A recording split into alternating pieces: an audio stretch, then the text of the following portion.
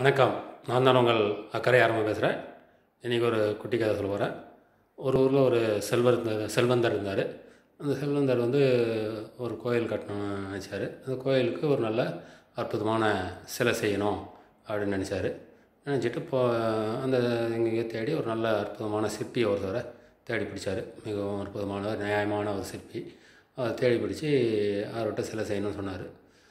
அவர் சொல்லிட்டுருக்கும்போது அப்போ அவர் அந்த சிற்பி வந்து ஒரு வேலையை செஞ்சிட்டு இருந்தார். ஒரே மாதிரி 2 சிலை நல்லா அழகான அற்புதமான அம்மன் சிலையை செஞ்சிட்டு இருந்தார். ஆல்மோஸ்ட் முடிச்சுட்டு அப்போ வந்து அந்த செல்வந்தர் வந்து கேட்டார், ஏன் வந்து ஒரே மாதிரி 2 சிலை செய்கிறீங்க,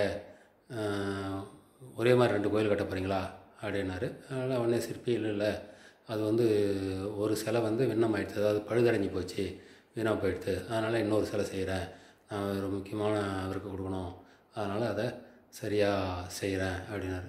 அதில் ஒன்றுமே பார்க்குறாரு அந்த செல்வந்தர், எதுவும் ஒன்றுமே தெரியல அவருக்கு, ஒரு வித்தியாசமும் தெரியல. நல்லா தானே இருக்குது, ஏன் இன்னொன்று செய்கிறீங்க, இதே கொடுத்துடலாமே, இதை எங்கே வைக்க போகிறீங்கன்னாரு.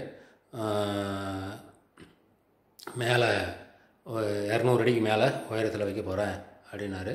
சரி, இதில் என்ன குறை இருக்குன்னாரு.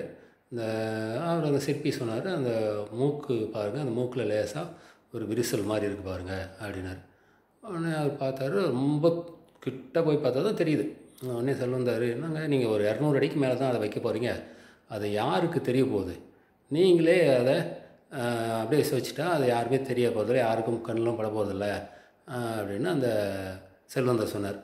உடனே அந்த அவர் வந்து சிலை செய்கிறவர், ஐயா நீங்கள் சொல்கிறதுலாம் சரிதான், நான் அவ்வளோ உயரத்தில் தான் வைக்க போகிறேன், உங்களால் இங்கே கீழே இருந்தாலே அதை பார்க்க முடியல, அந்த குறையை உங்களால் கண்டுபிடிக்க முடியல, அங்கே உயரத்தில் வச்சா கண்டிப்பாக யாராலையும் கண்டுபிடிக்க முடியாது, இருந்தாலும் இந்த குறை எனக்கு தெரியும், அந்த சிலையில் குறை இருக்குன்றது எனக்கு தெரியும், நான் இந்த பக்கமாக போகும்போது வரும்போதெல்லாம் அந்த சிலையை பார்த்தோன்னா என் மனசில் உறுத்தலாக இருக்கும், அது வந்து எனக்கு நிம்மதியை தராது, அதனால தான் நான் இன்னும் ஒரு சிலையை செய்கிறேன் அப்படின்னார். உடனே அந்த செல்வந்தர் ஆச்சரியப்பட்டு போயிட்டார்.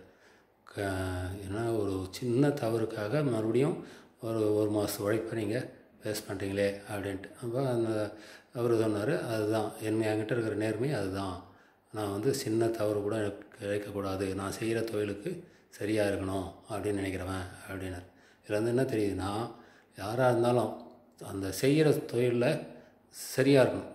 இது யாருக்கும் தெரியாது, நாம் மறைச்சி தான், நாம் சின்ன தவறு தானே, இதை கண்டுபிடிச்சி யார் என்ன பண்ண போகிறாங்க, அதனால் நம்ம இதை மறைச்சிடலாம் அப்படின்னு நினைக்கக்கூடாது. அதுதான் இந்த கதையினுடைய சுருக்கம். நன்றி, வணக்கம்.